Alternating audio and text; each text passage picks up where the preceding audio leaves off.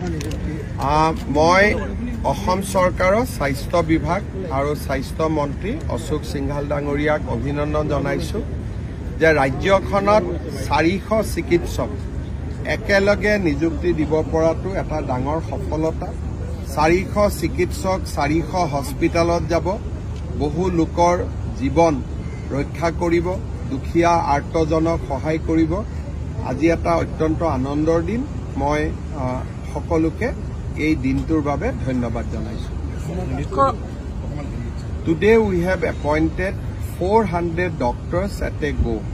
For a state like Assam, appointment of 400 doctors in a day, it is a huge achievement.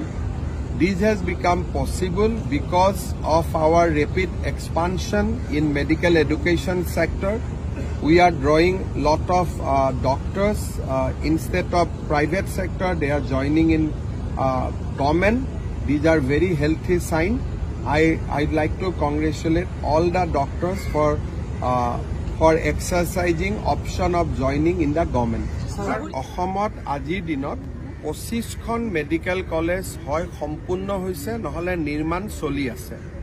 আৰু 4খন medical college আৰু হ'ব। গোৱালপাৰাত এখন হ'ব, এখন আমাৰ মেডিকেল কলেজ হাইলাকান্দিত হ'ব, এখন হোজাইত হ'ব।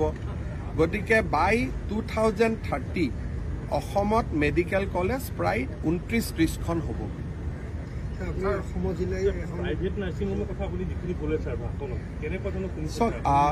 প্ৰাইভেট নাৰ্ছিং হোম সকলে তেওঁলোকে মানুহক মৃত্যুৰ পিছত মৃতদেহ টকা দিব নোৱাৰাৰ অভিযোগত মুকলি কৰি নিদিয়ে।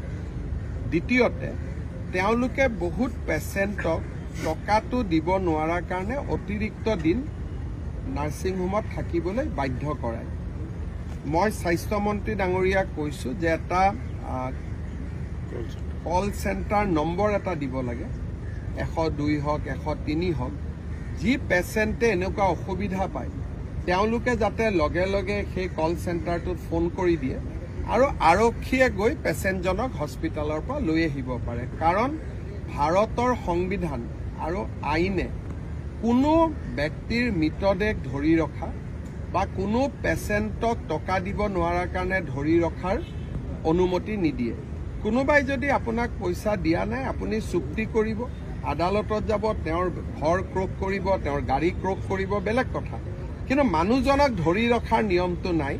সেইটো আৰ্টিকল 21ত লিখা আছে ভাৰতৰ সংবিধানৰ যে জীৱন সকলোৰে অধিকাৰ, ইয়াক কোনেও কাকো ধৰি ৰাখিব নোৱাৰে। ইভেন পুলিচেও কাৰোবাক ধৰি ৰাখিলে কোৰ্টক জনাব লাগে। নাৰ্ছিং হোমে মানুহক ধৰি ৰাখে, কোৰ্টকো নজনায়, পুলিচকো নজনায়, মাটি বাৰী বিক্ৰী কৰিব বাধ্য কৰায়। গতিকে এই বিষয়ে আমি চিন্তা কৰি আছো। আপোনালোকে ভাল খবৰ এটা পাব। 2 এদিনতে আমি ইয়াৰ ওপৰত এটা কেবিনেটত আলোচনা কৰি এটা সিদ্ধান্ত ল'ম যাতে নাৰ্ছিং হোমত পেচেণ্ট আৰু ডেড বডি দুইটাক যাতে ধৰি ৰাখিব নোৱাৰে। টকা পইচা লাগিলে অহাৰ আগতে এডভান্স লওক, আমাৰ ক'বলগীয়া নাই।